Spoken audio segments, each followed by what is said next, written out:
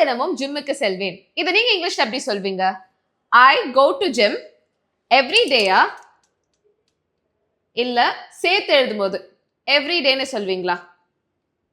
ஆக்சுவலா ரெண்டுத்துக்குமே ஒரு சின்ன டிஃபரன்ஸ் இருக்கு.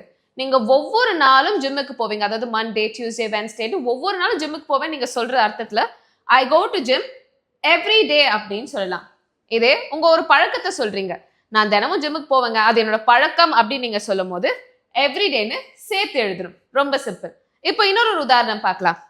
நான் தினமும் காய்கறிகள் சாப்பிடுவேன். இதை இங்கிலீஷ்ல ஐ ஈட் வெஜிடபிள்ஸ் எவ்ரி டே, அதாவது ஒவ்வொரு நாளும் நீங்க சாப்பிடுவீங்கன்னு சொல்லும் போது ஐ ஈட் வெஜிடபிள்ஸ் எவ்ரி டே அப்படின்னு எழுதணும்.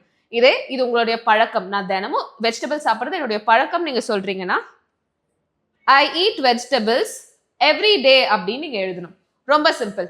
இப்போ உங்களுக்கு ஒரு கேள்வி, நான் தினமும் கோயிலுக்கு போவேன், இது என்னோட ஒரு பழக்கம் அப்படிங்கும் போது எவ்ரி டேன்னு எழுதுவீங்களா இல்ல எவ்ரி டேன்னு எழுதுவீங்களா? உங்களுடைய ஆன்சரை மறக்காம காமெண்ட் பண்ணுங்க.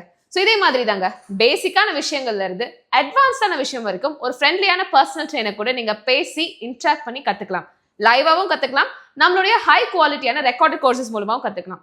இங்கிலீஷ் ஹவுஸ் உடைய பிரீமியம் ஸ்போக்கன் இங்கிலீஷ் கோர்சஸ்ல நீங்க ஜாயின் பண்ண நினைச்சீங்கன்னா பயோல இருக்க லிங்கை கிளிக் பண்ணுங்க, நம்ம கோர்ஸ்ல உடனே ஜாயின் பண்ணுங்க.